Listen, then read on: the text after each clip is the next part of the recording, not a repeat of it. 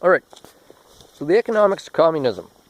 In order for us to meet the expected middle class standard of living of today, you would have to go through community-owned assets.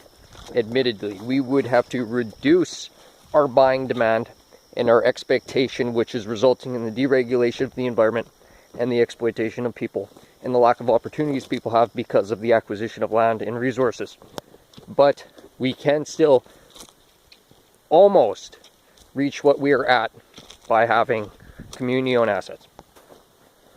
Now, particularly the assets I'm referring to would be boats and quads and rototillers and tractors and, mostly speaking, large-scale utility vehicles. By sharing these resources, we actually have more financial means available to us to boost the rest of our standards. Now, as community shared assets, these are not publicly owned assets, and there is, of course, allowed and advised discrimination of who you share them with on account of liabilities and just trust and appropriate people. Now, that's a big aspect because that's an aspect of the social economics and social politics of a communist society. And so when you're arguing with people, yes, communism does implicate your wealth because it inhibits people's capacity to acquire copious, or in other words, corrupt sums of wealth. So as far as community-based assets go, it's not a federally owned nature reserve.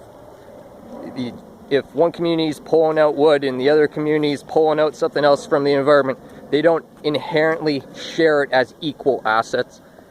It's like you don't go and marry people from other communities because you become a liability for them. They don't know how you've been indoctrinated. They don't know your parents. They don't know you. They can't get accountability out of you, and it's a significant implication on the liability. And so it's the same when it comes to economic resources because of the... so long I ran out of breath.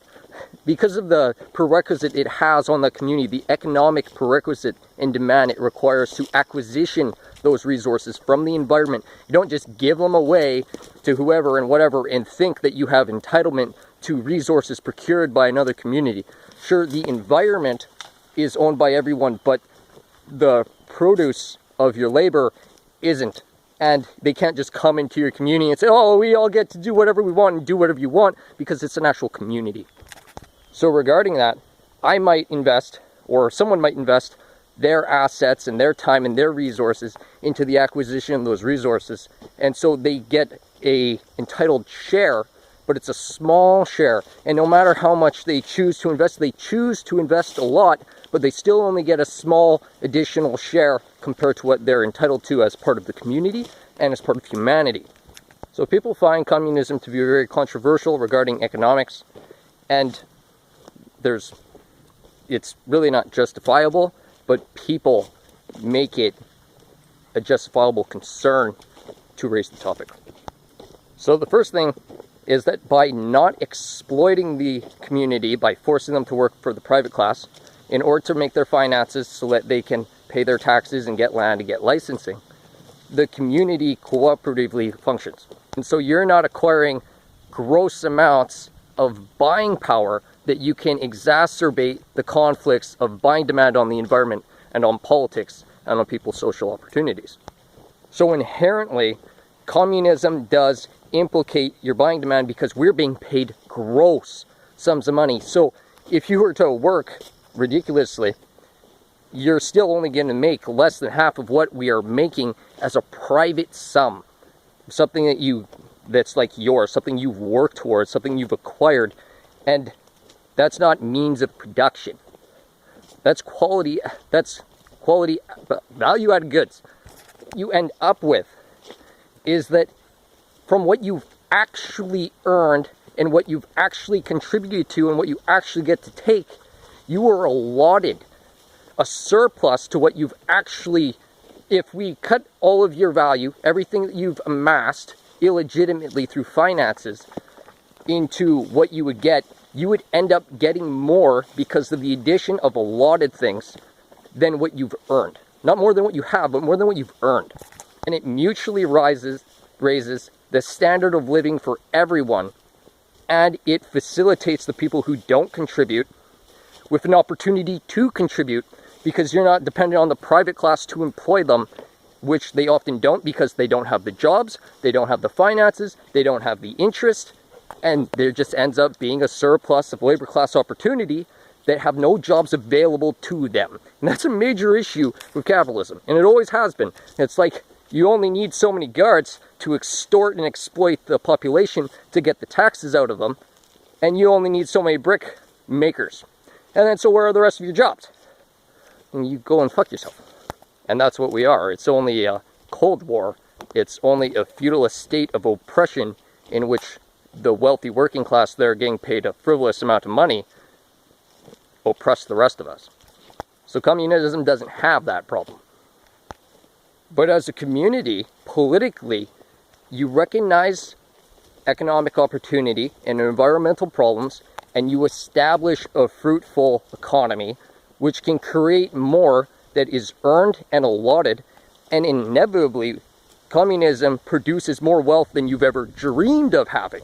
Even the billionaires, what they aspire to buy on the market is so limited in what's there because it's all just extortion and exploitation and poor standards and corrupt management and mischievous management, that even the wealthiest of the wealthy don't have the meager, pitiful, short, like not even far in the future. The prospects of communism in the short future are better than the wealthiest of the wealthy have the means to even fathom. That's going to take a lot of work. Admittedly, work and proactive, legitimate science instead of the pseudoscience which is being funded through corruption, because that's how capitalism functions in all regards. It's just fucking you in every facet of society. So when talking about communism, the idea is not, oh, you're going to be wealthier than you've ever dreamed. It's this wonderful thing where everything's free. No, you are going to be significantly poorer. You're going to be like 25% as rich as a standard middle class home, and you're going to have to participate and be part of the community.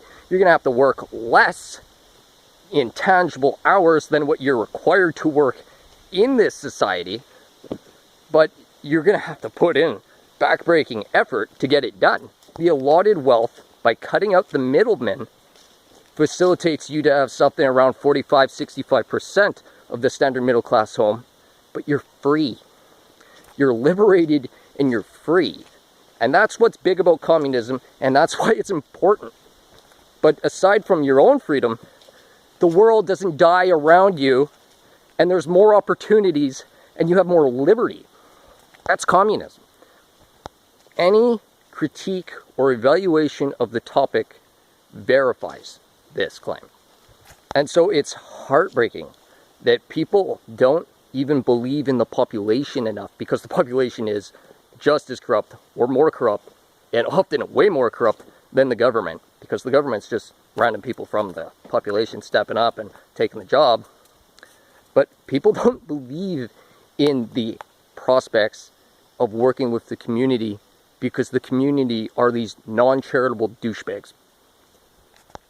And no one wants to be the first, nor even among the first, to forfeit something that they've illegitimately gained or acquired or have been holding on to through some form of inheritance. But as far as inheritance goes, they rob you of your inheritance when you inherit it. And it's absurd.